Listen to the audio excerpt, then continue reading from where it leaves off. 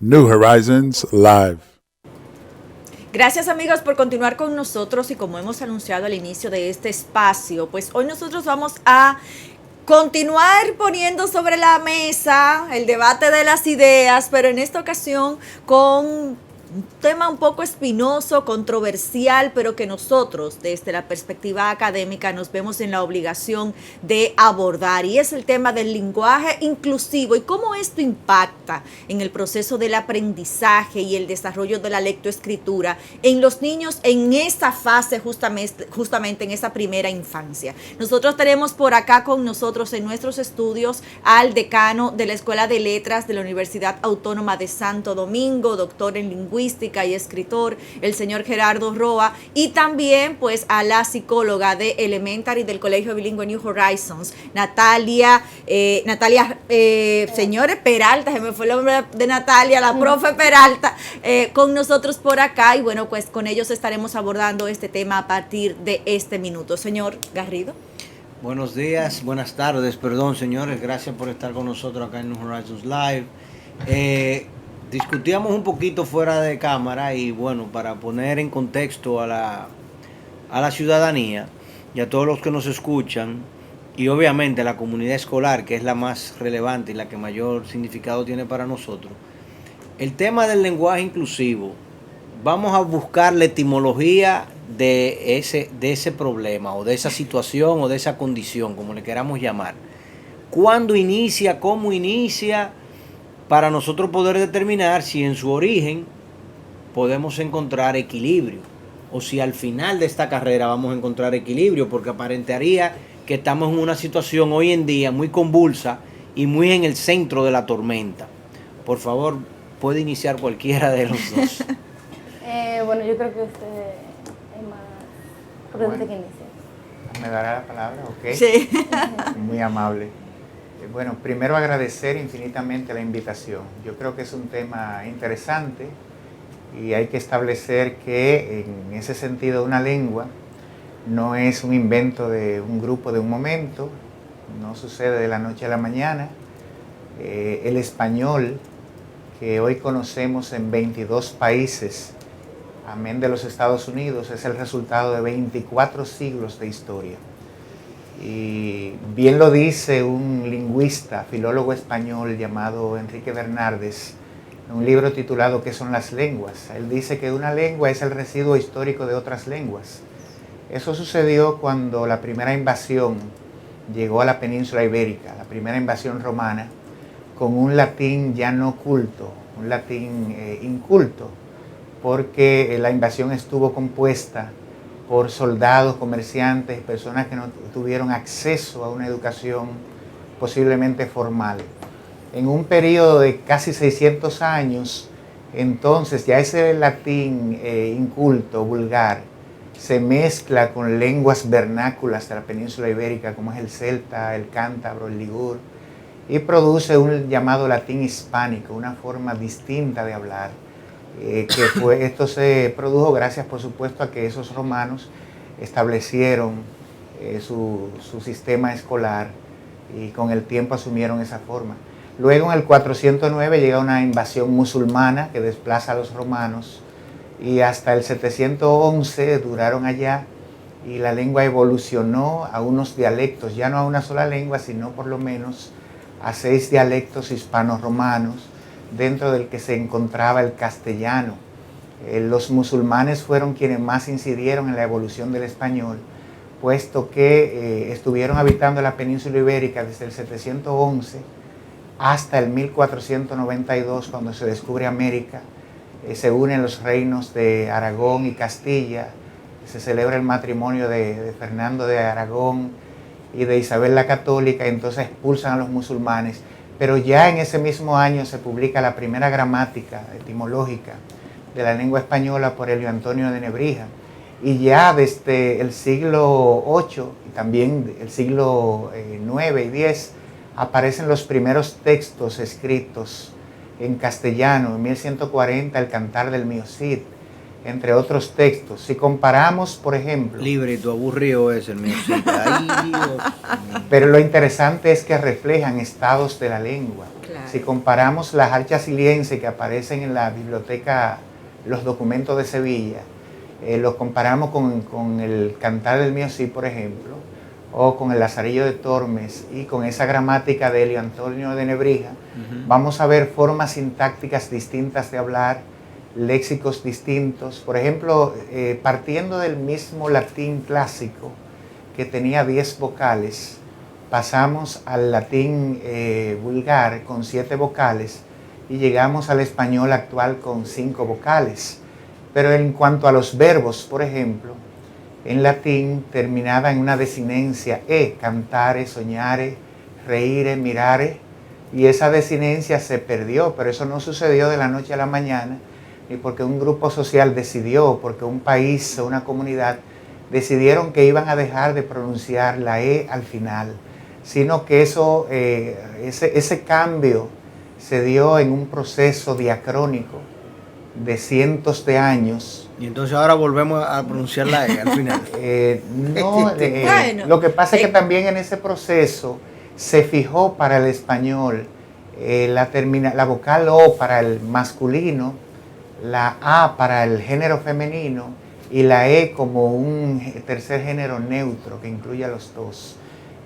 Sin embargo, eso hay que tomarlo con pinza porque hay un principio de arbitrariedad que lo describió primero en la poética y en de interpretaciones Aristóteles y luego fue retomado por la lingüística científica de Ferdinand de Saussure en el curso de lingüística general, que es ese principio de convencionalidad. Es decir, hay usos que se construyen históricamente en una lengua, pero deben ser aceptados por la comunidad de manera tácita, es decir, porque de manera espontánea se aceptan casi sin darse cuenta, y ahí es cuando ya vienen los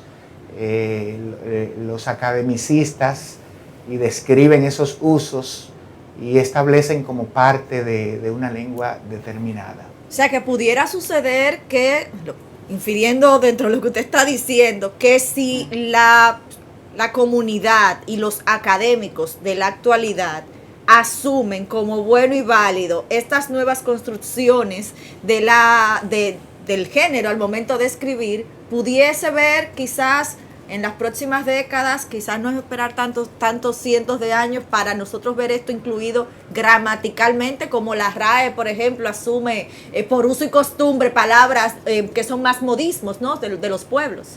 Bueno, hasta ahora me he referido solo al principio de arbitrariedad, pero hay un principio de oposición lingüística que marca la pertinencia en cuanto al uso de ciertas formas.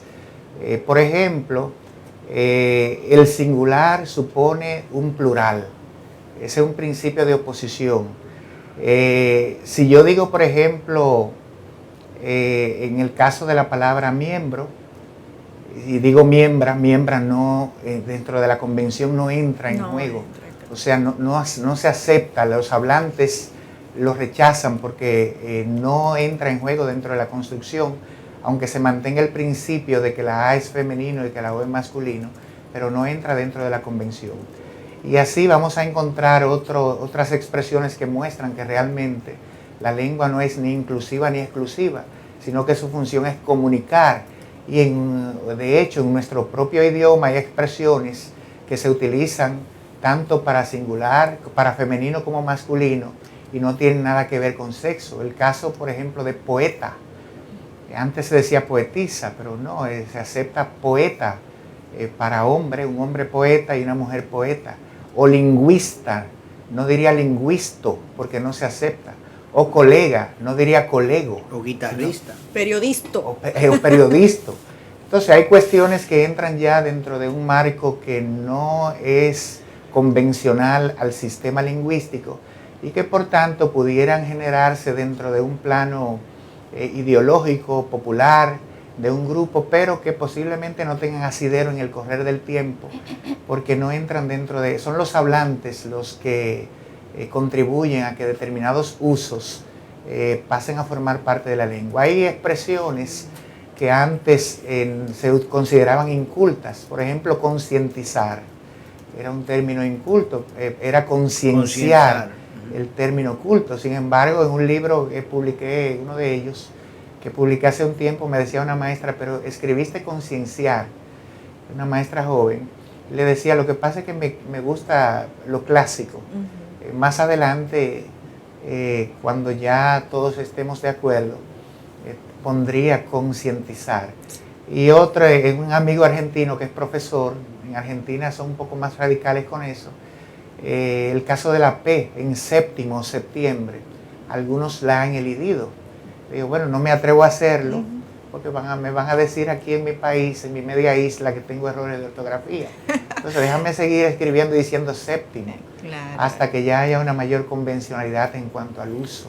El señor Garrido hablaba antes de iniciar la conversación sobre el tema de entonces de la etimología de la palabra, que ahí va entonces conocer el origen, la génesis de una palabra para poder hacer estas hacer estas inferencias, ¿no? Porque justamente yo recuerdo una colega que teníamos una discusión con el tema de acentuar solo, si cuando, o sea, cómo la RAE lo asumía, acentuado o no, y hay mucha gente que ha hecho justamente esas resistencias, señor Garrido. El tema de la E que tú mencionas, en alemán tenemos un neutro, das, die idea das, pero en español no. Eso, por lo menos en términos de conjugación verbal no existe el neutro, ni de declinación de artículos, ¿no? O sea, no se declina hacia el neutro. Sin embargo, ahora con este tema del lenguaje inclusivo aparece definitivamente la figura del neutro. Profe, denos usted la etimología, digamos, operativa bajo la cual ha salido ahora el lenguaje inclusivo. Recuerdo que antes de empezar, quisimos como entrar en el tema de la realidad detrás de utilizar la E al final de esos artículos, alejándome un poquito de la lengua española en sí y yéndome un poquito más al trasfondo del desarrollo del niño, cuando se incluye esa partecita que no es parte del lenguaje y eso que nos estamos circunscribiendo al español ahora mismo, porque de eso hablamos. Pero la realidad es que utilizar la E al lado de una palabra que no lo lleva, por ejemplo, o sea, para asumir el género neutro, él, ella y ellas o todes, para incluir a todos.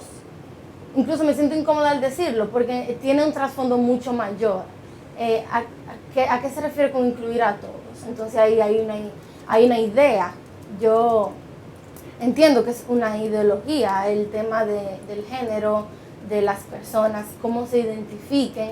Entonces, cuando uno, imagínense que iniciemos a usar el él, ella, ellas, lo enseñemos en las aulas, hablemos de nosotros, hablemos de todes, surgen preguntas, porque es algo que no se ha usado, incluso no conocemos el resultado de enseñarlo todavía, porque no se ha enseñado.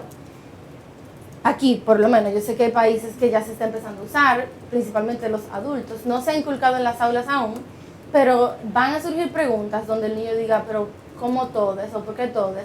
Y hay una explicación detrás de eso, y es la idea de que hay más de dos géneros, por ejemplo, y yo sé que eso trae mucha conversación, mucha controversia, como tú dijiste ahorita, como espinoso el tema, porque hay personas que entienden que sí, que hay mujer, hombre y otros géneros, y de ahí es que vienen leyes. O sea, si yo digo buenos días todos y todas, yo estoy incluyendo a todos ahí, pero hay un grupo que se siente excluido porque no dijeron todas, por ejemplo.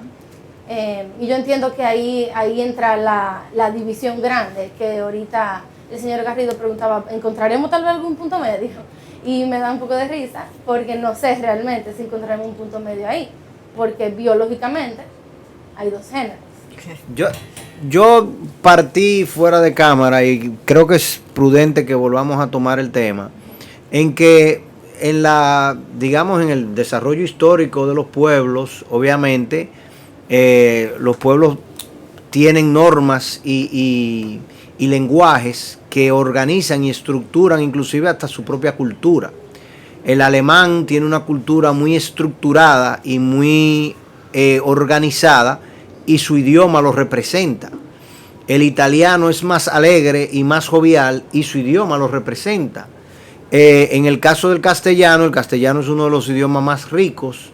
No tiene tantos tiempos verbales irregulares como el francés, pero ciertamente es uno que permite esa flexibilidad. El inglés es un idioma infinitamente más práctico, más sencillo y por tanto es el idioma del comercio, porque precisamente permite eso, o sea, permite homologar fácilmente muchas culturas y muchas tradiciones. Entonces, en el desarrollo de nuestras naciones y de nuestras sociedades, a lo largo de la historia, y vamos a suponer, digamos, nada más los últimos 150, 130 años, se han tomado, hasta 200 años vamos a decir, se han tomado decisiones tajantes, decisiones que nosotros los matemáticos llamaríamos lógicas, o sea, de verdadero o falso. Que los negros no sean esclavos, eso es una decisión lógica, ¿sí o no? Que las mujeres puedan votar, ¿sí o no? 1920, por ejemplo, 1865 se liberan en Estados Unidos y en 1840 se liberaron en Inglaterra. Que las personas que no tienen tierra puedan votar, el derecho al voto, se hizo en diferentes países, en diferentes épocas, pero es una decisión lógica, ¿sí o no? Ahora, la definición de tu género, la inclinación sexual suya, el derecho al matrimonio fruto de su inclinación sexual, esas son decisiones que no son lógicas, porque son decisiones que inclusive ya hemos visto casos muy sonoros donde hay personas que han decidido cambiar su género, cambiar incluso su fisionomía y luego se arrepienten. Eso como el que se tatúa y luego se quiere quitar el tatuaje. Tremendo tema, tremenda complicación en la que estamos. Entonces, ¿cómo yo decido o hasta dónde estas decisiones que aparentan ser justas, aparentan ser desde el punto de vista humanista correctas, nos llevan o nos desencadenan este tipo de temas como el del lenguaje inclusivo, que no se queda en el lenguaje, porque que si yo acepto el lenguaje, yo tengo que aceptar muchas otras cosas. En Carolina del Norte hace 4 años, 5 años, y por eso probablemente fue una de las justificaciones de la victoria de Donald Trump en el 2016, y fíjense lo que eso desencadenó, se habló del lenguaje inclusivo al punto de que ya en las tiendas, en las escuelas, en todos los lugares públicos teníamos que hablar de 3 unidades de baño. El baño femenino, el baño masculino y el baño de los indeterminados. Y una tienda como Walmart tenía que tener 3 baños.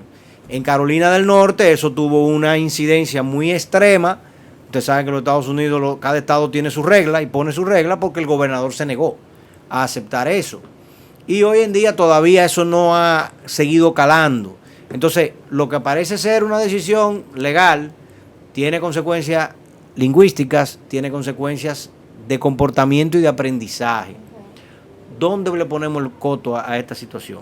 Yo entiendo que ahí es que se pone el tema como complicado, aunque no es tan complicado realmente. Hay cosas que son datos, que no son ideas, son datos. La realidad es que el género de la persona, o sea, tu género, tu sexo, no es fluido. Biológicamente, o sea, yo no soy doctora ni bióloga, pero cromosomáticamente hay 2 resultados. Tú puedes ser hembra o puedes ser varón.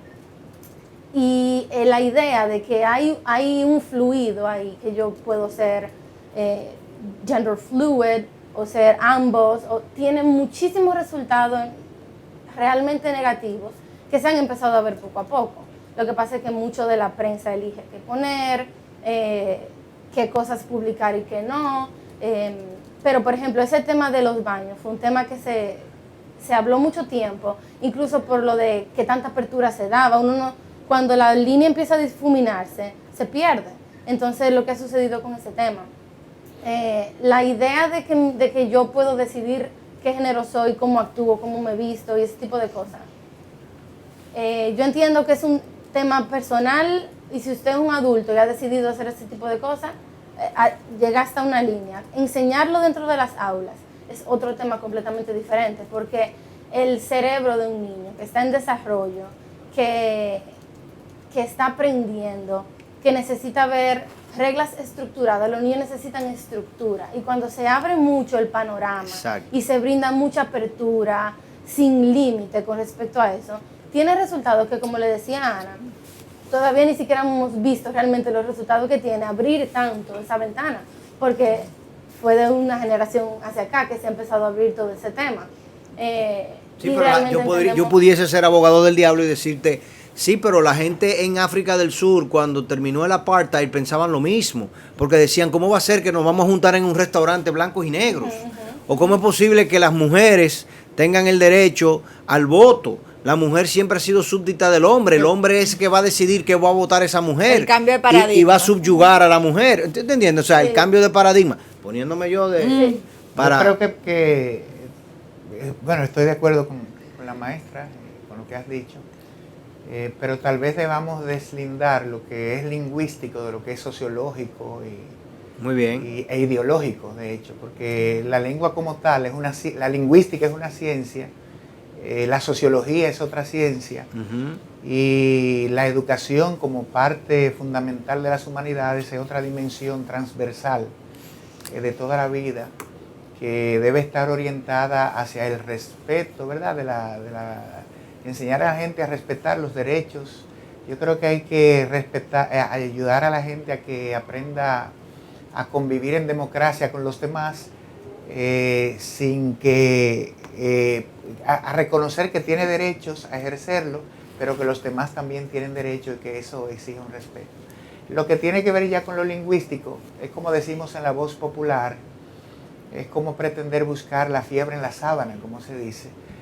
Un problema social no tiene nada que ver a veces, ¿verdad? En este caso del que estamos hablando, con lo lingüístico, específicamente en la pretensión de grupos sociales que proponen formas morfológicas, gramaticales distintas a la que la lingüística ha creado, los hablantes han construido.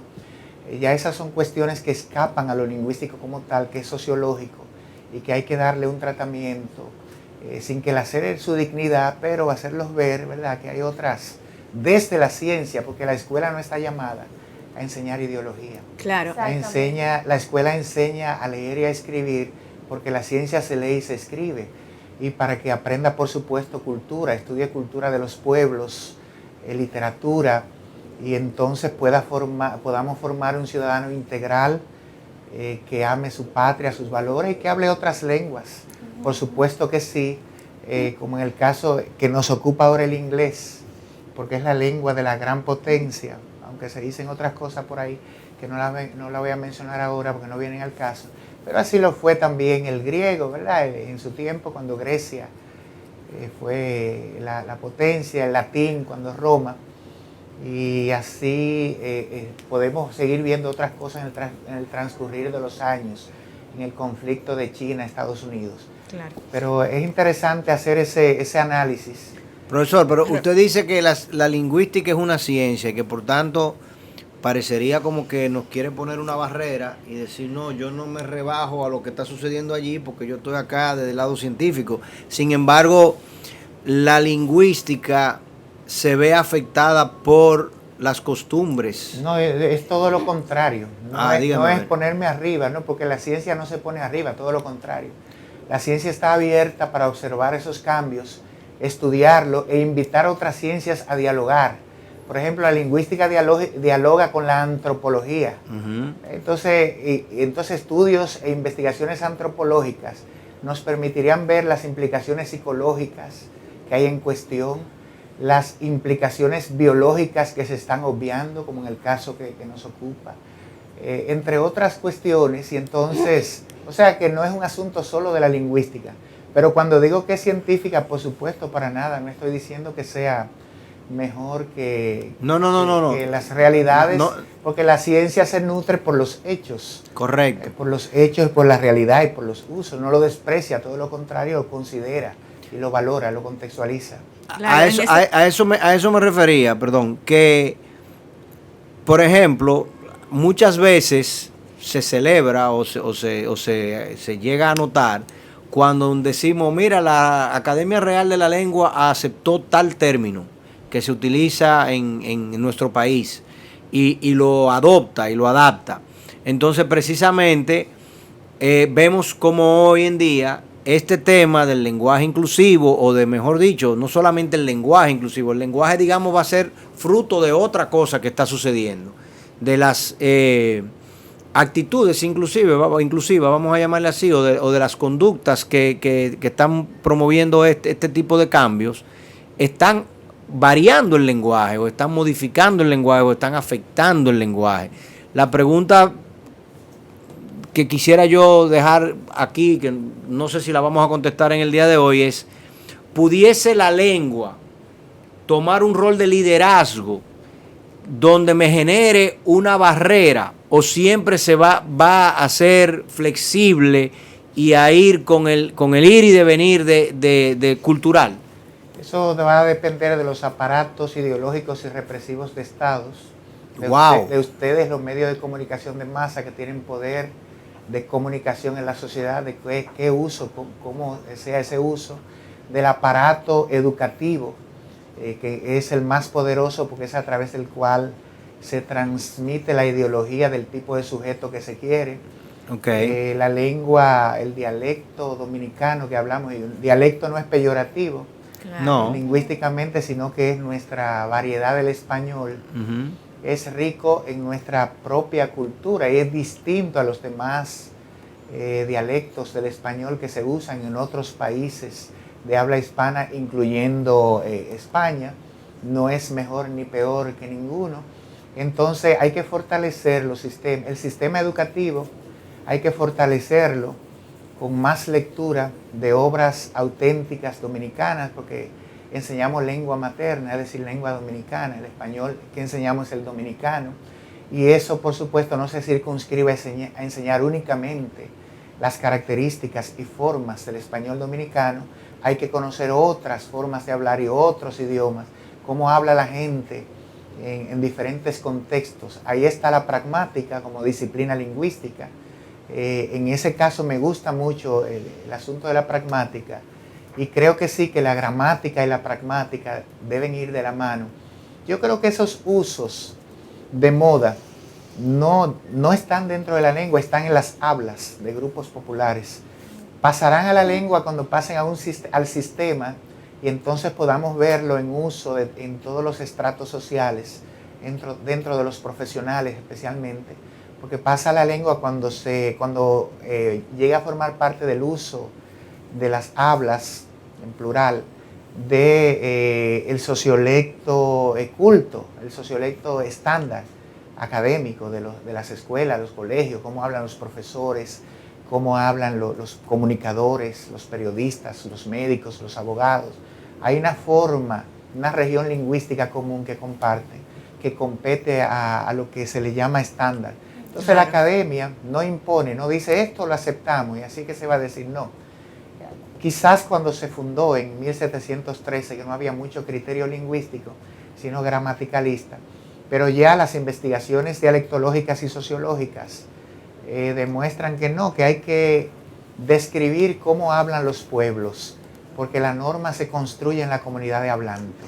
Pero justamente ahí vamos con lo que, apalancándome en algo que usted dice de cómo el impacto no necesariamente es en la escritura, sino en el habla, porque si vemos ese empuje desde lo social, un qué lo que pudiera parecer que pudiera estar transformando el español dominicano. Sí. Y ahí entonces quiero rescatar la idea de lo que hablábamos al principio, de cómo estas construcciones sociales también van colocando una presión en esa fluidez y en el aprendizaje de los niños. En Francia, por ejemplo, el año pasado veíamos cómo oficialmente el Estado prohibió en las escuelas el lenguaje inclusivo, sobre todo para los niños que estaban en proceso de aprender a leer y a escribir. Precisamente definiéndolo como un impacto negativo, ¿no? Para los niños poder asumir, empaparse del aprendizaje de una lengua. Hay todo un debate entre los lingüistas, entre la comunidad educativa, sobre la pertinencia de eso, y ya la RAE incluso se ha pronunciado en ese sentido. El las alumnas, los alumnos, la repetición de los artículos, porque también hay que agregar el sustantivo. Todo esto que entorpece esa fluidez, Natalia, ¿cómo pudiera entonces en la práctica, tú que hablaste ahorita de la práctica, cinematográfica impactar de forma positiva o negativa en los niños para aprender a leer y a escribir de manera apropiada. Exactamente, yo creo que ahorita el profesor mencionó algo sobre lo popular, o sea, lo que el grupo popular use. Y como que me dio curiosidad escuchar eso, porque es porque está de moda, es porque es una situación que está de moda. Antes de aclararte lo que me preguntas, a mí, en lo personal, por mi carrera y que es mi pasión, yo soy educadora especial, que en otros países le dicen educación inclusiva. Y cuando hablan de inclusión, yo realmente tengo un conflicto, porque la inclusión, por ejemplo, que estamos hablando aquí, del lenguaje inclusivo, yo traduzco el lenguaje inclusivo como que si yo voy a un restaurante, yo puedo tener un menú en braille para una persona ciega. O que donde yo vaya y yo soy sorda, yo puedo hablar con una persona que hable lengua de señas.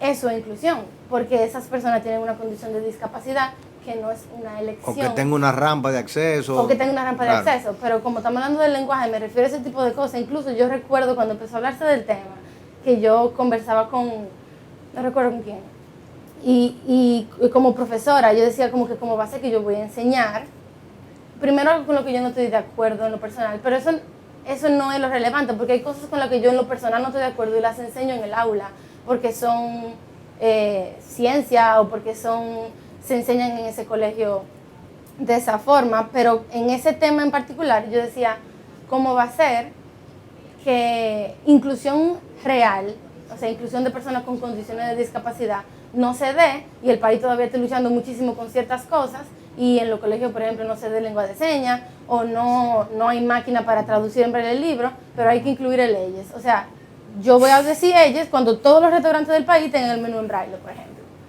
Diciendo así como en broma, pero la realidad es que hay prioridades. El asunto de la que hablábamos ahorita es una idea, una ideología y es una... o sea, aunque hay personas que no estén de acuerdo, hay mucho de decisión, de yo he decidido esto para mi vida y para mi persona, entonces yo voy a inculcar en los niños, ahí es que se dibuja la raya. Entonces lo peligroso de yo enseñarlo en un proceso de aprendizaje de la lectoescritura, por ejemplo, principalmente, no quería ni mencionarlo, pero agregándole el tema de la pandemia, o sea, agregándole el tema de que estamos aprendiendo virtual, de que la asistencia al colegio todavía está tambaleante, el proceso se ha visto entorpecido. Hay niños que han alargado ese proceso hasta tercero y cuarto de básica, que todavía no tienen la lectura arraigada del todo. Entorpece mucho, o sea, se alenta el proceso porque no es cierto que está del todo popular el hablarlo. Como lo del habla y la escritura van tan ligados, o sea, hay una forma de nosotros hablar y una forma de nosotros escribir que va en conjunto, y de leer también. Si yo a un niño que está aprendiendo a escribir y a leer, le agrego, por ejemplo, el otro género neutro, hay personas que obviamente puedan decir, bueno, es uno más, eso no va a ser un inconveniente de que aprenda. Lo que pasa es que en el entorno no lo va a ver.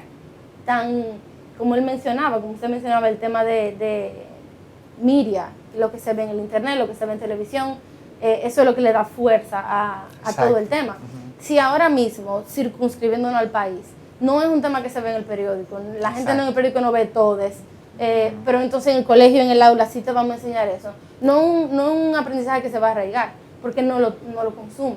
Traerá confusión más que todo, entonces. Definitivamente, hablando solamente del aprendizaje, sin hablar de la identidad, porque entonces yo empiezo a cuestionar cosas de la identidad en sí. ¿Y quiénes son todos entonces? Si yo soy una chica y él es un chico, ¿quién aquí es todos en el curso? O sea, empiezan muchas preguntas que yo entiendo todavía no estamos preparados para abordar. Cuando yo hablaba ahorita de que la lingüística es una ciencia, precisamente me refería a eso. O sea, no está en cuestión que se enseñe ella, porque eso no, científicamente no se ha demostrado que una lengua se construye porque se invente una fórmula para proponerla, ¿no? Sino que es una construcción histórica. Claro. Y qué bueno que coincidimos, ¿verdad?, en esto. Y cuando mencionaba de los aparatos ideológicos del Estado, mencionaba los medios de comunicación de masa, prensa escrita, radial, televisiva, internet, pero más las convencionales, y la escuela, por supuesto, las universidades, están llamadas a enseñar, ¿verdad?, lo que es, lo que se ha demostrado científicamente que es y que debe ser. Entonces, quedarán esos usos hasta que esos grupos puedan soportarlo, pero como no tienen ese asidero en lo que es una lengua como tal, no han pasado al sistema. Una cosa es el habla, las formas distintas de hablar, y otra cosa es la lengua como sistema. En cuanto al qué es lo que, yo no lo discrimino, yo sí que estoy de acuerdo, no se enseña en una escuela qué es lo que, pero es una marca distintiva de lo que somos como dominicanos. Nos distingue porque también en inglés tienen sus fórmulas. Ahí en el Bronx tú no entiendes muchas cosas y tú no has estado en ese ambiente. Y así dependiendo de un contexto. No, si uno dice WhatsApp, o sea... Ajá, what's wrong? WhatsApp, no sé, tú dices... Sí. Eso en inglés no está construido como un saludo, o sea, ¿entiendes? Pero ya ha sido aceptado como tal. Exacto. Entonces, así se construyen los usos. O sea que, en definitiva, para cerrar, podemos continuar trabajando bajo los cánones que entendemos correctos, que son los que científicamente están aprobados en nuestro idioma y que obviamente son los que conllevan a un desarrollo educativo y social correcto, y esperar, o mejor dicho, hasta que esos grupos y esas nuevas intenciones no ganen poder político, no lo veremos entonces ya definido dentro de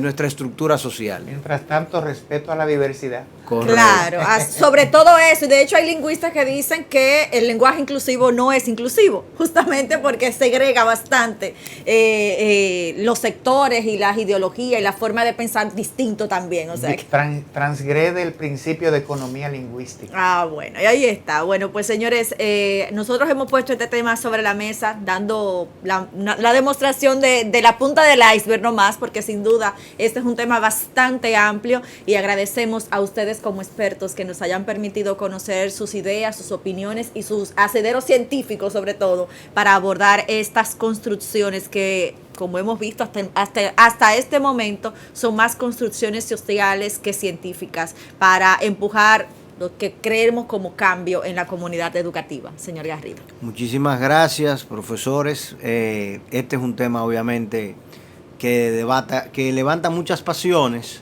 y queremos tratarlo de la manera más correcta posible.